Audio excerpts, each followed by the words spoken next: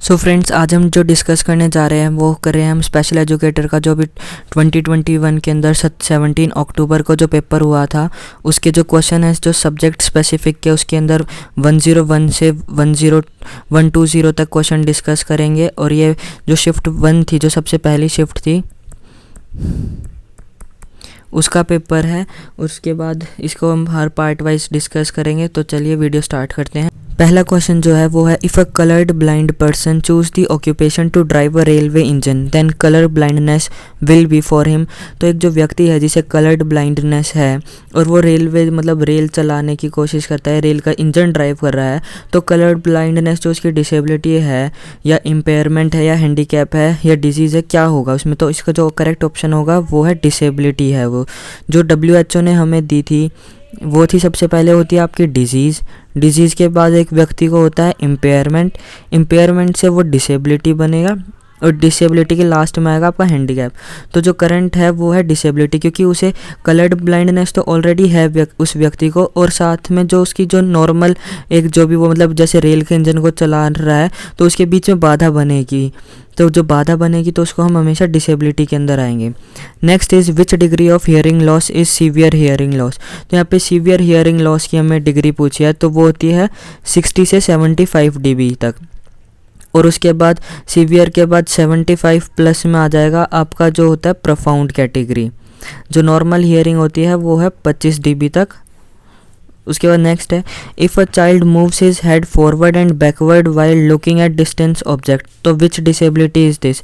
तो एक व्यक्ति है, अगर मतलब जैसे ये बोर्ड है, बोर्ड पे कुछ भी लिखा हुआ है तो बच्चा अपनी गर्दन को आगे पीछे करके मतलब अपनी आईज़ को एडजस्ट करता है मेनली, मतलब आगे पीछे मूव करके वो देखा जहाँ पे उसे एडजस्टली उसे अच्छे से जो बोर्ड पे लिखा हुआ है वो उसे समझ में आ जाएगा।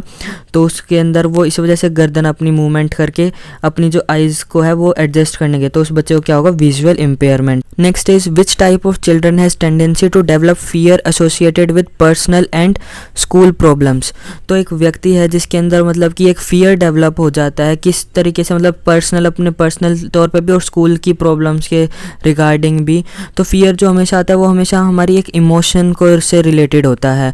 तो पहले देख लेते हैं, ऑप्शंस देखते हैं। विजुअल इम्पेयरमेंट, विजुअल इम्पेयरमेंट तब होगा जब उसे किसी बच्चे को देखने में तकलीफ हो। हियरिंग में अगर आएगा अगर आपको सुनने में हो। और मेंटली चैलेंज्ड कब होगा? जब उसका बच्चे का IQ वगैरह कम हो, वो नॉर्मली जो बच्चों के एजुकेशन उसके अंदर कोप अप ना कर पा रहा हो।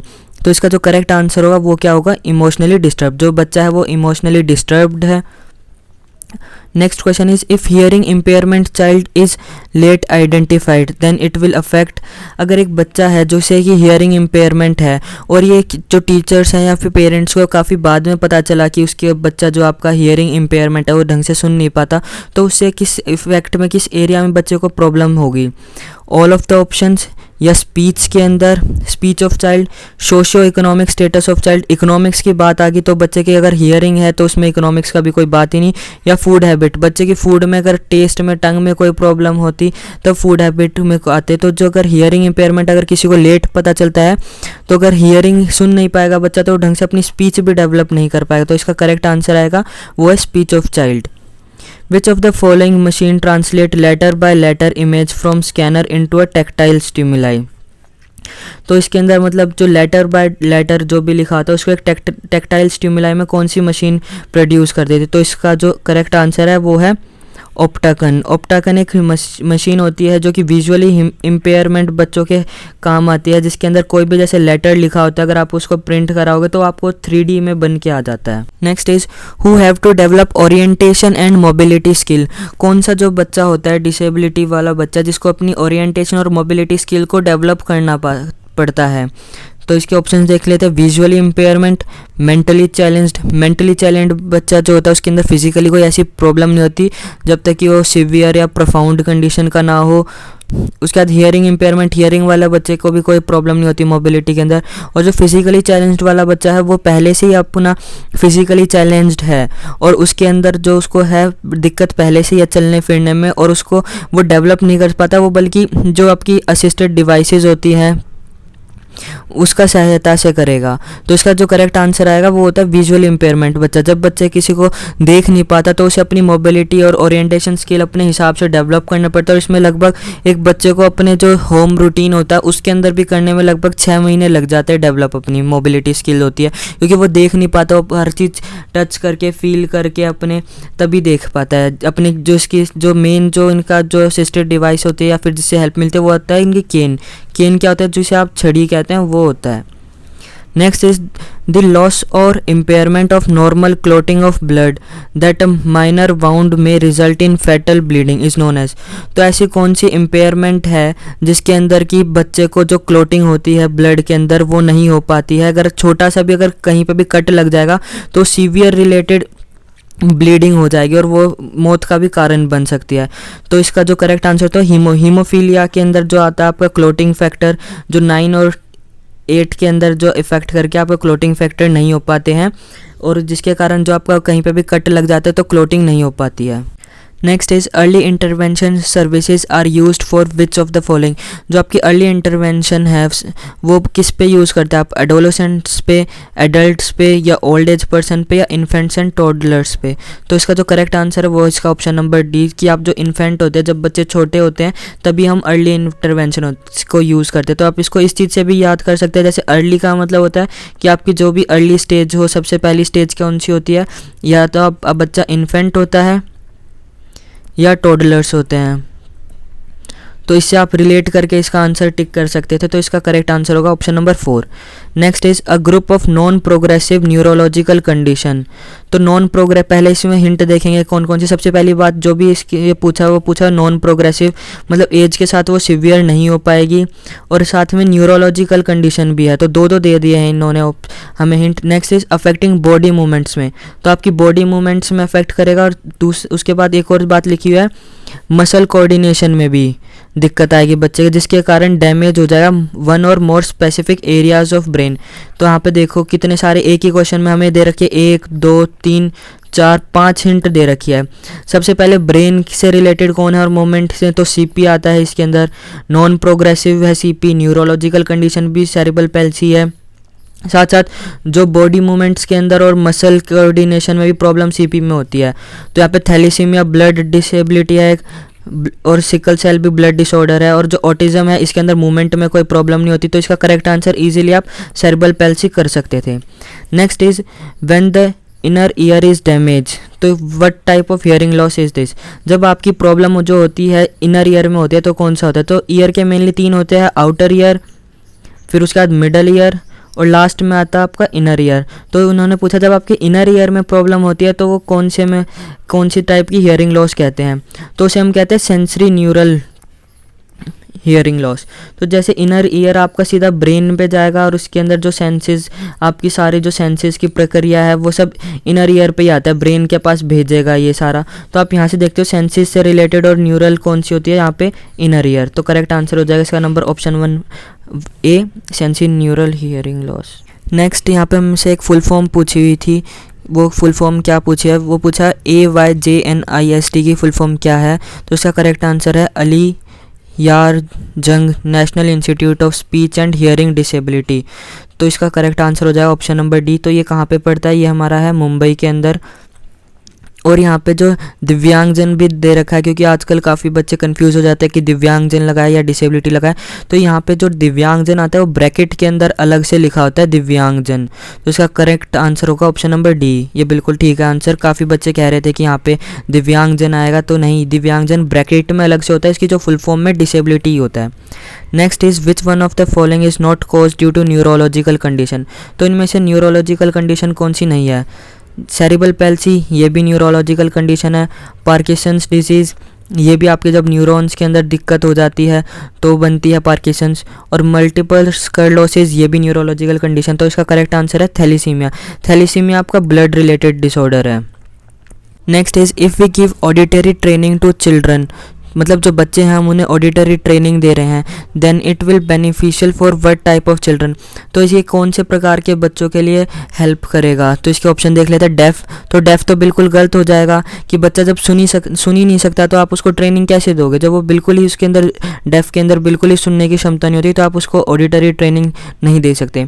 उसका जो ऑप्शन सी है उसके अंदर भी डेफ लिखा हुआ तो ये भी ऑप्शन गलत हो जाएगा। और ऑप्शन बी क्या है, इमोशनली डिस्टर्ब, बच्चा इमोशनली डिस्टर्ब है, मतलब उसका कोई इमोशन में दिक्कत है ना कि वो सुनने में दिक्कत है, तो ये भी गलत हो जाए। तो इसका करेक्ट आंसर होता है हार्ड ऑफ हियरिंग, जो बच्चे मतलब कम सुन पाते हैं उनको आप ऑडिटरी ट्रेनिंग दोगे।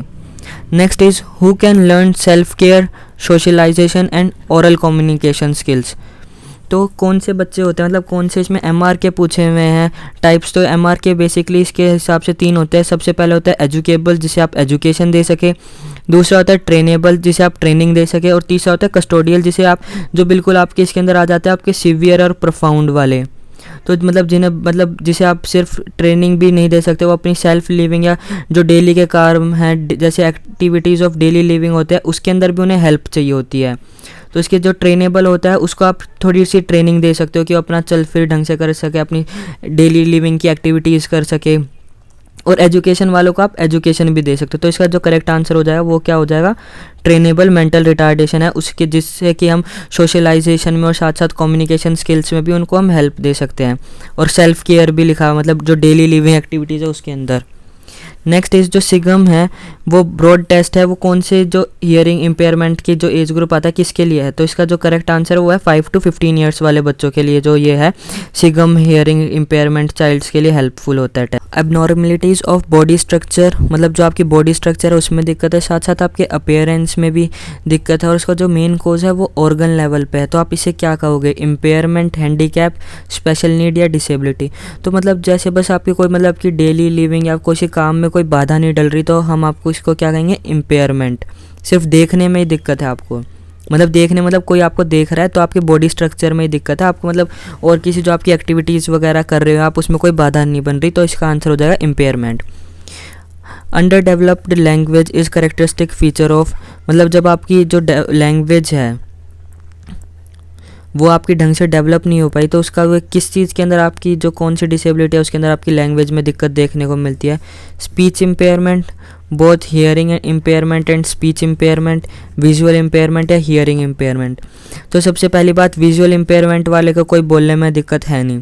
फिर उसके बाद जो ऑप्शन सी, ए और डी हैं, तो ऑप्शन ए भी ठीक है, डी भी ठीक है कि आपके जब स्पीच इम्पेयरमेंट होगी तो भी आपको बोलने में दिक्कत होगी, और साथ साथ हियरिंग इम्पेयरमेंट में भी जो आपकी लैंग्वेज है वो ढंग से डेवलप नहीं हो पाई, तो ए भी ठीक है, डी भी नहीं। पर जो ऑप्शन बी है उसके अंदर हियरिंग इम्पेयरमेंट और स्पीच इम्पेयरमेंट दोनों लिखा हो, तो इसका करेक्ट आंसर क्या हो जाएगा, ऑप्शन नंबर बी, क्योंकि उसके अंदर दोनों को इंक्लूड कर दिया, हियरिंग इम्पेयरमेंट को भी और साथ साथ आपकी जो स्पीच इम्पेयरमेंट है उसे भी। तो इसका करेक्ट आंसर क्या हो जाएगा, ऑप्शन नंबर बी।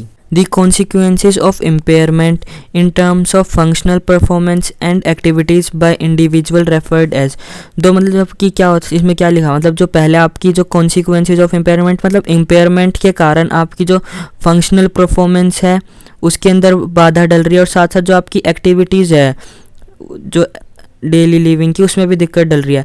तो इम्पेयरमेंट के अगली स्टेज पूछे तो इम्पेयरमेंट के बाद क्या आती है आपकी डिसेबिलिटी, तो इसका करेक्ट आंसर क्या है, डिसेबिलिटी, क्योंकि आपके पहले कोई इम्पेयरमेंट है उसके कारण आपको कोई जो भी आप एक्टिविटी कर रहे हो उसके अंदर बाधा डल रही है, तो वो आपका आंसर क्या हो जाएगा, disability. Next is abnormal comprehension और production of symbols, grammatical structure and words are the characteristic features of. तो इसके अंदर क्या है जो आपकी दिक्कत है, एबनॉर्मल है किस चीज़ में, आपके जो लैंग्वेज के सिंबल्स यूज़ नहीं कर पाते आप ढंग से, जो ग्रामर का स्ट्रक्चर यूज़ नहीं कर पाते, और वर्ड को भी कैरेक्टरिस्टिक्स फीचर नहीं कर पाते। तो आपके किसमें विजुअल इम्पेयरमेंट नहीं है इसका आंसर, मतलब आपको देखने में दिक्कत नहीं है। मेंटली चैलेंज्ड, आपका IQ ठीक हो सकता है। फिर उसके बाद फिजिकल में चलने फिरने में भी दिक्कत नहीं। तो ये किसका डिसेबिलिटी होता है, डिसऑर्डर होता है, वो होता है लैंग्वेज डिसऑर्डर के कारण आपको जो लैंग्वेज के सिंबल्स को आप ढंग से रिप्रेजेंट नहीं कर सकते, जो ग्रामेटिकल स्ट्रक्चर नहीं बना सकते, और जो वर्ड्स के यूज़ या फिर आपकी वोकैब वगैरह इन सब में दिक्कत आप किस में आती है, आपके लैंग्वेज डिसऑर्डर में।